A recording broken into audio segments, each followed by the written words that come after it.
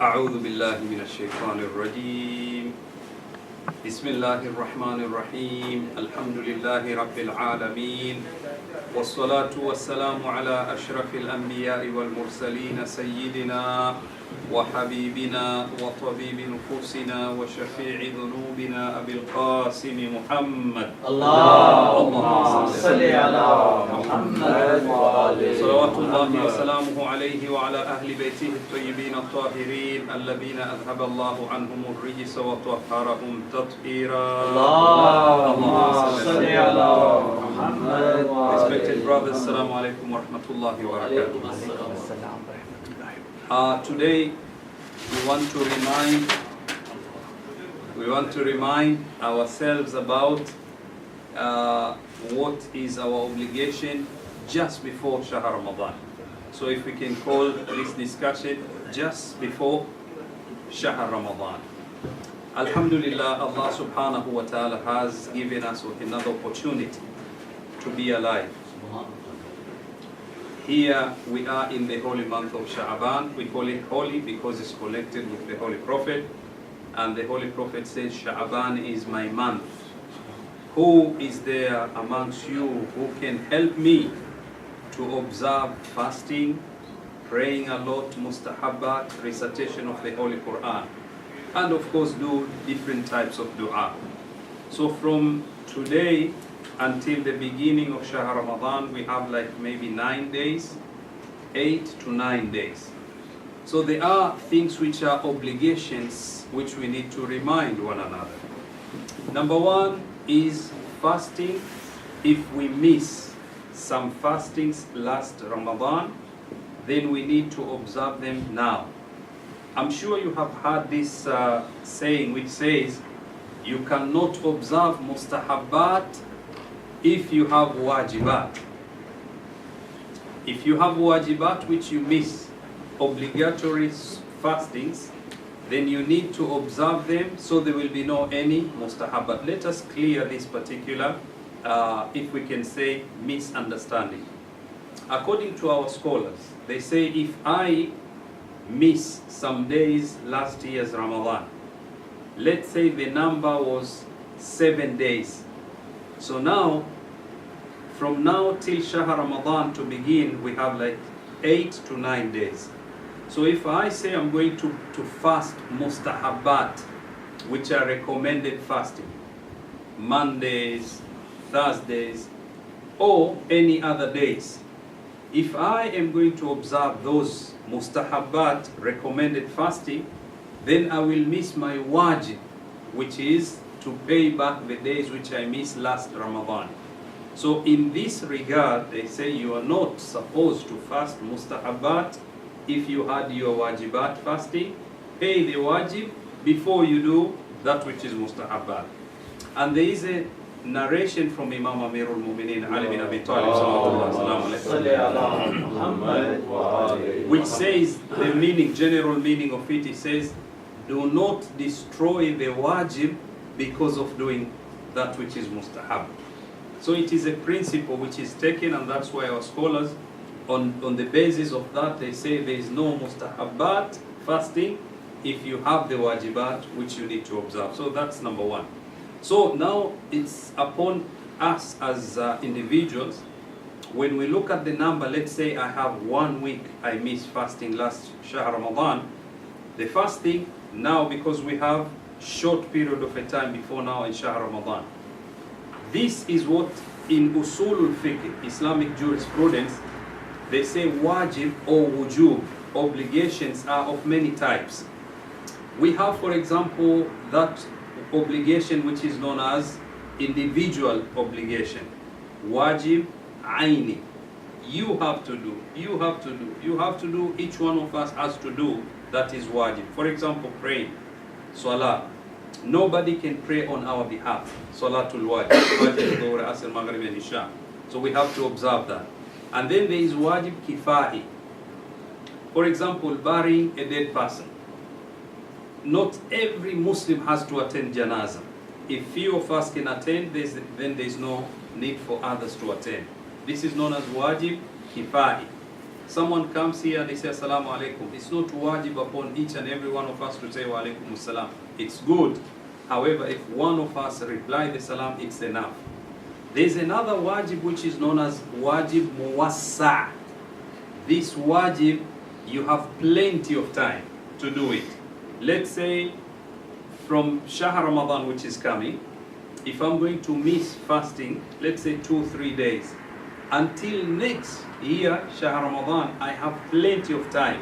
I can decide to fast in any month and in any day. Lakin opposite of that is wajib mudayyak. Mudayyak means it's obligation, but it's narrow. The time is so short. Like now we have 8 days to observe, paying back the fasting which we miss. So we are talking about that wajib which is mudayyak. It's narrow, time is limit, so we don't have many ways to maneuver around. So that's why we say if you have wajib salah, then you have a wajib fasting, you have to pay back before Shahr Ramadan starts, because we have only few days. But if you have plenty of time, then you can fast your mustahabbat and your wajibat. That's mas'ala number 1, which is very important. Number 2, if there was any nadhr in Arabic is a vow which we say, for example, you achieve something. After achieving it, you say, Insha'Allah ta'ala, or before achieving, if Allah allows me to achieve X amount of money or X amount of this success, then I promise Allah I will do something before next Ramadan. This nadhr now, because Shahr Ramadan is near, we have to do it before the month of Ramadan starts. So this now it's wajib. If you promise Allah, if Ya Allah you save me from this calamity, then inshallah before next year Ramadan I will observe fasting of, let's say, 1 week. So now looking at the time which we have now before Shahr Ramadan, we have 1 week plus 2 days maybe. So we have to observe that. So this is another wajib. If we have to make sure we apply that in our obligatory acts. Now, talking about mustahabbat, just before Ramadan, there are many mustahabbats which we need to do. One is to recite the Holy Quran. Let us try as much as possible. Within our busy schedule of each and every day of us, we are so busy. And there is no any time which will come when we will say, Alhamdulillah, now we have plenty of time. Once you finish one duty, another duty is waiting for you. One of our scholars of Akhlaq used to say, "Oh Muslims, if any one of you would go to the Qabristan, to the graveyards, and if you are allowed to talk to people who are buried there, and if the people in Qabristan, they were allowed to speak back to you, ask them one question only. Did you manage to finish the businesses which you had before you passed away?" No one will tell you, yes, we finished and then we died. Every one of them will say, no, I was planning to do this. I was planning to do this and that. But then death came and we didn't finish. So we too, the way we say, you have preceded us and we are going to join you, according to 6th Imam, Ja'far al-Sadiq salawatullah. It says when you go to do ziyarah of the people who are buried, ziyaratul qubur, say one of the dua is that, you have preceded us and we are going to join you. So we need to be aware. We shouldn't have this idea of delaying things. We say, inshallah, next week and so on and so forth, because we don't know what will happen to us. So if there is time for me to recite Quran, the time is now. I should have a timetable for me to make sure I support what the Holy Prophet said. Help me to recite Quran in this month of Sha'ban. Another thing is fasting mustahabbat. Imam Ja'far al-Sadiq salawatullahi wa salamu alayhi had a companion by the name Salim. And this Salim, one day he was talking to him. You can find in books of du'as like Mafatih al-Jinan. He says, Salim, have you managed to fast few days in the month of Sha'ban? He said no. And actually these were to be meant the last 3 days of Sha'ban. He said no. Imam alayhi salam said, oh, I wish if you would fast those days. And then of course he mentioned that one of the fruits of fasting those days before the ending of Sha'ban is that Allah subhanahu wa ta'ala will keep us away from hellfire. The lesson which we are learning is we do our wajibat and then we do our mustahabbat, and if that mustahabbat has been connected with Rasulullah or Imam of Ahlul Bayt alayhimu salam or noble Sahabas, then we need to make sure we observe that. So fasting mustahab is very important for us, insha'Allah ta'ala. And of course finally is sadaqah. We need to do a lot of sadaqah. This is the month of giving sadaqah for us to be closer to Rasulullah. And in terms of sadaqah, do not belittle your £1, your few, whatever amount of money you have. If you want to give it for the sake of those who do not have, do not delay, because that on the day of judgment we will wish to come back in order for us to give sadaqah. According to the Holy Quran, Surah Al-Munafiqun, in one of the ayah of Surah Al-Munafiqun, the ayah says, we wish, according to the general meaning, that before we die, Allah subhanahu wa ta'ala will bring us back in order for us la asaddaqa wa akun min as-salihin. Why do you want to come back? In order for me to give sadaqah and in order for me to be among the righteous people. La asaddaqa wa akun min as-salihin. Why we choose sadaqah?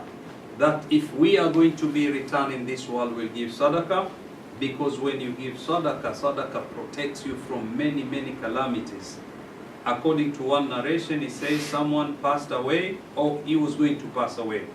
Before he passed away, there was a period where people were thinking that he's dead, but he wasn't. And then he came back into this life. So he wasn't dead, but at that moment, he saw his position where he's going to be. He was shown that this is where you are going to be, paradise. And he was told, this is because you gave sadaqah, and it was a clothing which was old. It wasn't a new one. So when he saw that, he said, I wish what I gave was a new. Allah. And then he was shown another place that he's going to be. And then he asked the angels, why? They said it's because you gave half of a food, like half of a bread. This is where you're going. He said, I wish I would give full of it, not half of it. And then he was shown another place, nice place in Jannah. This is where you're going to be. He said, why? The angels say it's because you helped someone who was ill. You carried him to reach there. He said, I wish if it was far away more than that which I did. So we have moments of regrets. These moments is when we say, I wish I would be given an opportunity to do so and so. So this month we need to be amongst those people who give charity, and let us try to give as much as we can. It says a proverb in Arabic, for you not to give is worse than to give that which is little. So if we can give what is little is better, and to deny not to give, it's not good. May Allah subhanahu wa ta'ala bless all of us, inshallah, and make us be able to observe fasting, recitation of the Holy Quran, giving sadaqah, do istighfar, and do salawat ala Muhammad wa ali Muhammad a lot. We pray to Allah subhanahu wa ta'ala to bless this gathering. Ya Allah, accept our dua. Ya Allah, forgive our sins. Ya Allah, anyone amongst us who is suffering, Ya Allah, cure them bi barakati Muhammad wa ali Muhammad. Ya Allah, if there is something which is heavy to carry in our lives, Ya Allah, remove that bi barakati Muhammad wa ali Muhammad. Wa akhiru da'wana alhamdulillahi rabbil alameen wa sallallahu ala Muhammad wa ali Muhammad.